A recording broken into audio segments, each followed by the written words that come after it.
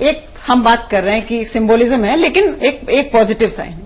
अब हम इसको थोड़ा आगे ले जाते हैं कि ये माइनॉरिटी कम्युनिटी के लिए है एक पॉजिटिव, लेकिन विरोधी जो अब तक मोदी को इसी बात पे घेरते हैं कि सांप्रदायिक हैं, अल्पसंख्यक सुरक्षित नहीं रहेंगे वगैरह वगैरह, उनको अब जब 2 फेज बाकी हैं, इस बयान के बाद कुछ असर पड़ेगा कि वो अपनी स्ट्रैटेजी कुछ बदलेंगे, वो कुछ और रिएक्ट करेंगे? नहीं, मुझको ये नहीं लगता है कि इसका सीधा सीधा असर वोटिंग पे किसी तरीके से पड़ने वाला है। लेकिन ये अगर कहीं पे माना जा रहा है कि अगर इस सूरत में अगर इन्होंने बहुत बड़ा अगर लगाया है, लेकिन अगर वो आते हैं तो उसके बाद की रूपरेखा क्या होगी। दरअसल गवर्नेंस पे उनका हमेशा से जोर रहा, जो उनके पूरे भाषण में वो कहते हैं गवर्नेंस की इशू की बात है, और अगर माहौल उनके पक्ष में बनता हुआ दिखता है तो उसकी वजह यही रही कि लैक ऑफ गवर्नेंस।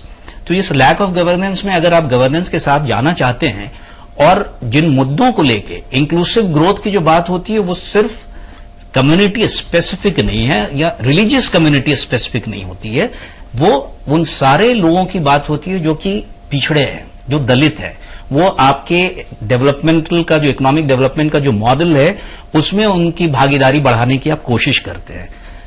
उनके तरफ से अगर ऐसी बात आती है तो ये बताता है कि उन्होंने कुछ सोचा हुआ है, उनके जेहन में कुछ है, वो करना चाहते हैं, और शायद इस देश के लिए बेहतर होगा कि हमारे जैसे नेसेयर्स जो हैं, जिनको भरोसा जल्दी नहीं होता है इन सब बातों में राजनेताओं को, अगर वो अपनी सोच को धरातल पे उतारते हैं तो देश का भला ही होगा। उसमें फिर ये राजनीतिक जिन बातों को लेकर जिस टारगेट ऑडियंस के लिए वो ये बातें कह रहे हैं, उन्होंने जिन बातों पर ये कहा हुआ था कि पहले आप यहां पर बताइए कि यहां क्या हुआ था, क्या मुनीर साहब एक तरह से ये कहने की कोशिश भी है कि अब यहां से आगे की बात कीजिए? मेरी समझ से दोनों बात, एक तो ये जो आपने कहा कि अब इसके आगे की बात कीजिए वो भी है, और ये जो बात कही गई है वो सोची समझी है, ये भी अपनी जगह पे सही है। लेकिन इसमें मैं एक बात आपसे कहूं कि ये जो कंप्यूटर और कुरान की जो बात कही है ये बड़ी हिस्टोरिकल बात है। ये कोई मतलब ये कि ये एकदम से कोई ऐसी चीज नहीं है कि जो कि एकदम से कहीं से आई और उन्होंने स्टेटमेंट एक बना दिया। ये बहुत बहुत पुरानी बात है। सर सैयद अहमद जिस जमाने में अलीगढ़ मुस्लिम यूनिवर्सिटी की बात करते थे और जिस वक्त मुसलमानों ने उनको पर ये फतवा लगाया, कुफ्र का फतवा लगा दिया था कि नहीं साहब ये तो अंग्रेजी पढ़ाएंगे, ये तो मुसलमानों को क्रिस्टान बना देंगे, उस वक्त सर सैयद ने उनको समझाने के लिए ये बात कही थी कि तुम्हारे हाथ में कुरान होना चाहिए और तुम्हारे पास साइंस होनी चाहिए, तुम्हारे पास टेक्नोलॉजी होनी चाहिए, और इस तरह से उनको ये समझाने की मकसद ये था कि तुम्हें मॉडर्न एजुकेशन तुम्हारे मजहब से दूर नहीं कर रहा।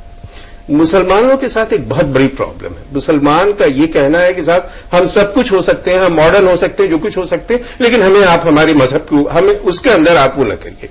सो ये सिंबॉलिज्म सही, लेकिन ये है कि कम से कम ये एक इशारा है बहुत से मुसलमानों के लिए। कुछ लोग नहीं भी मानेंगे क्योंकि जैसा फैसल साहब ने कहा कि अभी 2002 के जख्म गहरे हैं और उनको वक्त लगेगा, वो बिल्कुल अपनी जगह पे, लेकिन कुछ लोग इस चीज को सोचने के लिए तैयार होंगे कि बहरहाल एक इस तरह। एक दूसरी मैं छोटी सी बात और कहना चाहता हूं कि ये बात शायद सिंबॉलिज्म से कुछ थोड़ी आगे बढ़ रही है।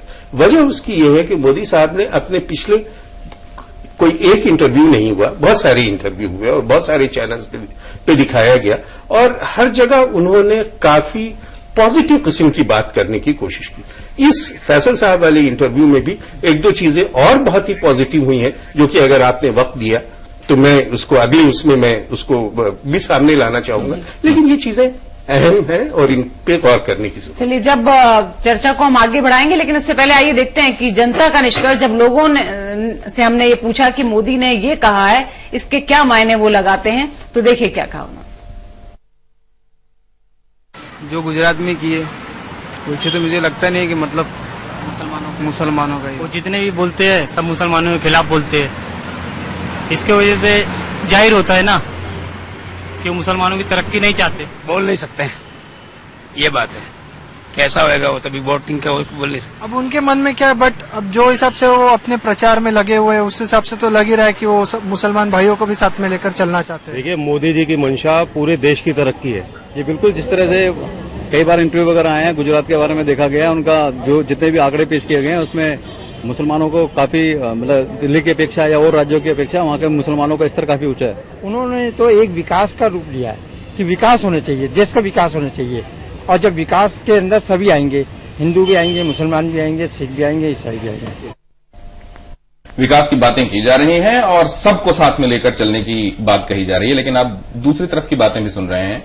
वो अब भी कुछ हाथों की दूरी रखकर ही चीजों को समझने की कोशिश कर रहे हैं लोग, लेकिन वो लोग जो ये आरोप लगाते रहे लगातार मोदी पर कि वो विभाजन की राजनीति करते हैं और इसी तरीके से उन्होंने अपनी सियासत को आज तक चमकाए रखा है। अब अगर ऐसा है अरविंद साहब, तो क्या ये बातें कहकर वो अपने ब्रांड को डाइल्यूट कर रहे हैं और एक तरह का जोखिम मोल ले रहे हैं, जहां वो उधर वालों को भी अपने साथ लाने की कोशिश कर रहे हैं, लेकिन इसमें वो जिस तरह के ब्रांड थे और जो लोग उनके साथ खड़े हुए थे उनके इंडिफरेंट हो जाने का खतरा है? देखिए, मोदी साहब बहुत एक मैच्योर लीडर के रूप में सामने आते हैं, खासतौर पे इस इंटरव्यू के बाद। या जो बात कह रहे हैं अपनी जगह बिल्कुल सही, वो दो चीजें जानते हैं। पहली चीज वो जानते हैं कि इस लेट स्टेज पर इस तरीके के स्टेटमेंट से ये सोचना कि माइनॉरिटी कम्युनिटी का एक बड़ा हिस्सा उनके साथ आ जाएगा, नहीं होने वाला है। और यहीं से मुझे लगता है कि स्टेट्समैन एक सामने दिखाई पड़ता है। वो लोकल जो रियल पॉलिटिक्स है जिसमें इस समय वो घिरा हुआ है, उसकी चिंता किए बिना एक पूरे देश की बात कर रहा है, एक अहम कम्युनिटी को एड्रेस कर रहा है। और यही फैक्ट इस पूरी डिबेट को सिंबॉलिज्म से ऊपर उठा देता है। मुझे लगता है ये सिर्फ सिंबॉलिज्म नहीं, जैसा आलम साहब कह रहे हैं बिल्कुल सही है, ये सिंबॉलिज्म से थोड़ा आगे चला गया है। उन्हें मालूम है इससे वोट गेन नहीं होने वाला है, उसके बावजूद वो एक मैसेज दे रहे हैं और मुझे लगता है एक अच्छे बड़े लीडर की तरफ उनको ले जाता है। चलिए, तो वोट भले ही ये ना दे, लेकिन एक स्टेटसमैन की जो छवि है वो इसमें झलकाने की वो कोशिश कर रहे हैं। अदिति जी, दूसरी बात अब ये आती है कि उन्होंने इस स्टेज पे कहा, विभाकर ने भी कहा कि इससे ऐसा नहीं लगता कि वोट में बहुत कुछ फर्क पड़ेगा, लेकिन एक छवि ये है कि उन्होंने ऐसी बात कह दी और कुछ सोचने को तो मजबूर हो ही गए मुसलमान, जिन्होंने सुना है, बार बार सुना है, वो ये सोच रहे हैं कि भाई मोदी ऐसा कह रहे हैं तो सोचें जरा इस बात पर। दूसरी तरफ वो फिर फैजाबाद में बोलते हैं तो पीछे राम के चित्र होते हैं, राम राज्य की बातें करते हैं, कांग्रेस इस पे कंप्लेंट कर देती है, मतलब पोलराइजेशन, फिर वही मेजोरिटी वाली बात। तो कैसे इन दोनों पे सामंजस्य बिठाएंगे? देखिए, इस बात पे मैं सहमत नहीं हूं कि मोदी जी वहां जाके फैजाबाद में जाके पोलराइजेशन करने की कोशिश कर रहे हैं। आप मुझे ये बताइए कि कोई भी भाजपा का नेता यदि फैजाबाद, जो कि अयोध्या से कुछ ही दूरी पर है, वहां जाके क्या बोलेगा? वो यही ना बोलेगा कि राम भगवान के घर में आए हैं हम और राम की कसम खाते हैं, और ये सब राम ही को तो लेके बोलेगा। मतलब वो राम से अलग होके कुछ और तो नहीं बोल सकता है, बोलना पड़ेगा उसको। लेकिन हमें ये हमेशा ध्यान मोदी बोलते हैं और कांग्रेस ने कंप्लेंट भी इस पे दर्ज कराई है कि वो हमेशा वो धर्म के नाम पर, तो दोनों चीजें साथ साथ लेके चल रहे हैं। कांग्रेस को डर लगता है जैसे ही भाजपा का कोई नेता राम का नाम लेता है तो वो असल में उनका एंगल ऐसा हो जाता है। क्या ऐसा है? वो सब अपनी जगह सही है, कांग्रेस का काम है इस तरह से बोलना, और सही भी है अपनी जगह पर। लेकिन वहां जाके मोदी जी क्या बोल सकते थे? और मुझे नहीं लगता कि और कुछ बोल सकते थे। वो वहां जाके इस तरह की बात थोड़ी कर सकते थे वो। तो उन्होंने तो जब श्री राम की सौगंध खा के जो उन्होंने बात कही, उन्होंने देखा कि मैं कसम खाता हूं, सौगंध लेता हूं कि कभी भी भ्रष्टाचार नहीं करूंगा। तो ये तो सोलोमन कमिटमेंट है। देश की जनता के जहन में ये सवाल भी उठता है कि भाई ये पिछली अगर सरकार के ऊपर में और बहुत सारे दूसरे जो बीजेपी शासित भी लोग कहेंगे कि वहां पे भी इस तरह की जो बातें आती है, भ्रष्टाचार तो परेशानी है ही। अगर वो एक आदमी ने अपनी एक शख्सियत बनाई है कि वो पर्सनली करप्ट नहीं है, तो वो उस चीज को भुनाने की, अगर आप सियासी चाल के तौर पर कहें, लेकिन जनता के साथ भगवान के सामने जो सबसे बड़ा है उसके लिए एक हिंदू होने के भी नाते। छोटा सा कमेंट मैं ऐड कर दूं इसमें।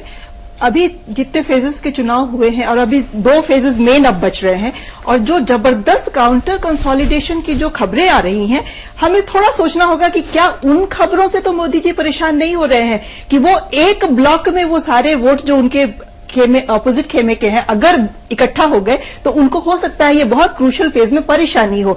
तो शायद ये उस चीज को थोड़ी सी उनकी तरफ से हो सकता है निगेट करने की कोशिश भी हो सकती है। अब एक्चुअली में इंटेंशन क्या है फैजल साहब बता पाएंगे सवाल क्या था, जवाब क्या, और क्या ये दोनों बाकी फेजेस? नहीं, ये पूर्णिमा जी ने जो बात कही ये बिल्कुल नामुमकिन नहीं है। हो सकता है कि इसके पीछे ये बात भी हो।